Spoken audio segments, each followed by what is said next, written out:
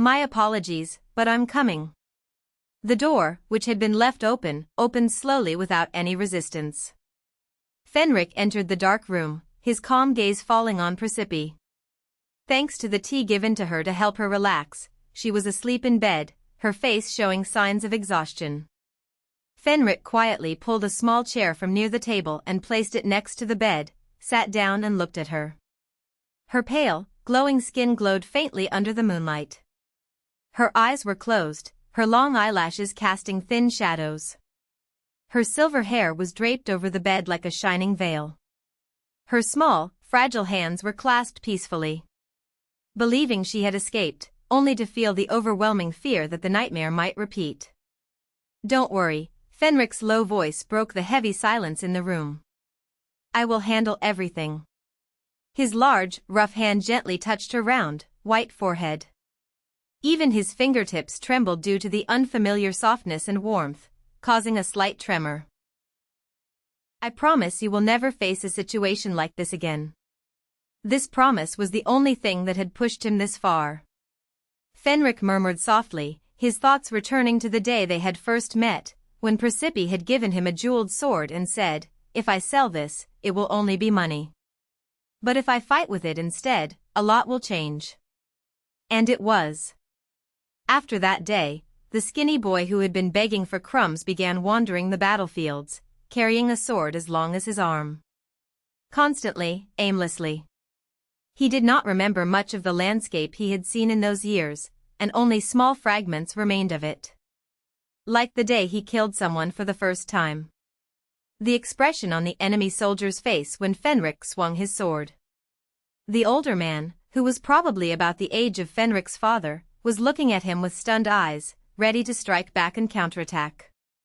But Fenric struck first, without hesitation. As the man collapsed, his chest pierced and coughing up blood, Fenric realized, from this moment on, absolutely nothing will be undone. As he walked around the battlefields, his body became taller and stronger. The number of people he killed increased, and no matter how many times he bathed, the smell of blood seeped deep into his skin. Why do I fight? What am I trying to become? What am I trying to change? He escaped a life of daily beatings and begging but could not find a reason to live. The more he felt lost and unstable, and the more he was teetering on the brink of collapse. Fenric remembered her. That noble girl. If you can endure and do a good job, maybe I can do a good job too. The face that looked so sad for her age became clearer in his mind. Even though all he knew about her was her name, Fenric couldn't understand why she remained in his thoughts. It sounds silly, but it's inevitable. Like a duck that leaves a mark on the first thing it sees, it was Presepe who shattered Fenric's world that day. I was curious. How are you? Are you managing your affairs as you told me? So. I looked for you. For years, Fenric has roamed battlefields. By the time he became a young man, he had achieved many accomplishments and gained fame. No one could look down on him anymore. After the wars were over, Fenric returned to the capital, and the first thing he did was search for Presepe. It wasn't hard to figure out what happened to her. By the time he returned to Aitloya, Prisp had already been expelled, disgraced by her mother's betrayal. Only then did he realize that she had always been beyond his reach.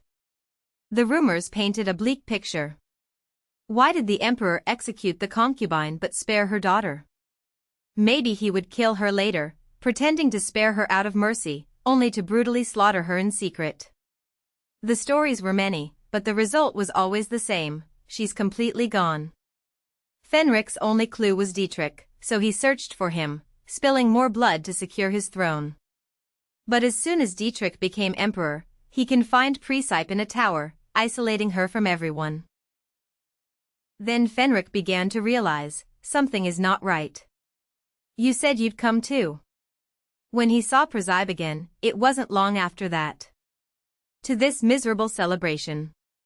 Celebrating Dietrich's rise was one of the most important moments that Presepe always returned to in the game's tournaments. So, I waited for you endlessly, in front of the banquet hall.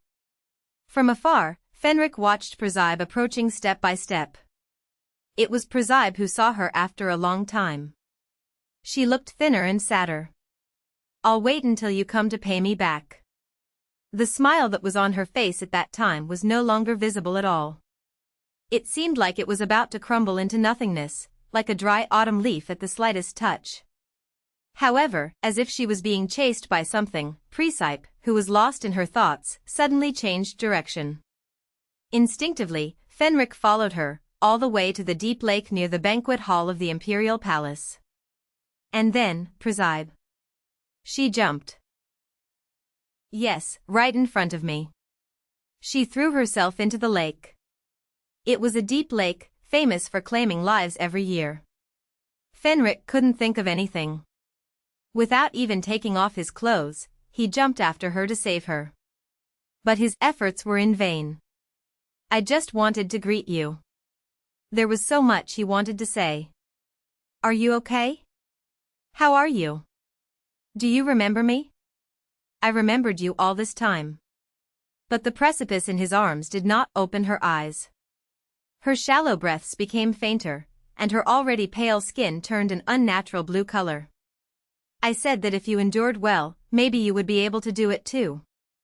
You said you didn't know what would happen, but you would try to hold on anyway." Fenric couldn't say a single word of what he had prepared as he stared expressionlessly at Presepe, who was now lifeless in his arms.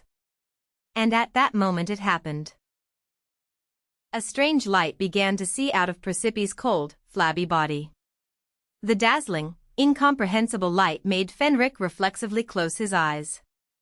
When he opened them again, he was back on the battlefield. Specifically, the battlefield where Dietrich fought to regain the throne. At first, I thought it was a dream. Something like this couldn't be possible. But everything happened exactly as Fenric remembered it. Dietrich became emperor, Presepe was again imprisoned, and the celebration was held at the time, date, and place appointed for it. At the second celebration, Presepe did not leave, but rather came to the ceremony hall wearing the same clothes she had worn before, and sat quietly with her face devoid of any emotion. Fenric wanted to get closer to her. So, when Presepe quietly rose from her seat and left the hall unnoticed, he followed her again, just as he had done when she threw herself into the lake. "This time, I thought I would finally talk to you. But I couldn't even get close." It wasn't just a metaphor. Physically, Fenric was unable to move, nor did he take a single step. He could only watch as Prisippi stood far away from him, greeted by Atari Hanan. He could only watch as she met Noah Duverne, and as the original events unfolded, Dietrich rushed out to find her, captured her, and ordered Siegfried to take her back to the tower. Fenric was unable to do anything.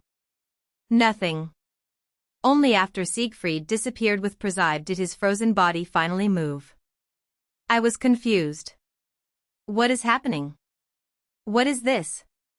Days passed, and Fenric remained confined to his residence, suffering from confusion. Then came the news.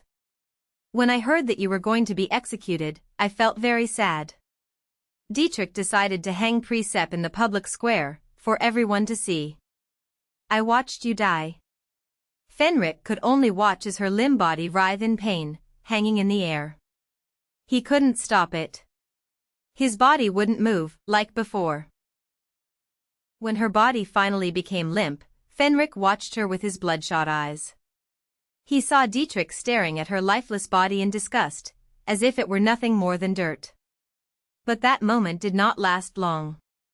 When Fenric opened his eyes again, he was returning to the battlefield. "Then I understood," Fenric said in a brightening voice. "You are trapped, repeating the same cycle endlessly.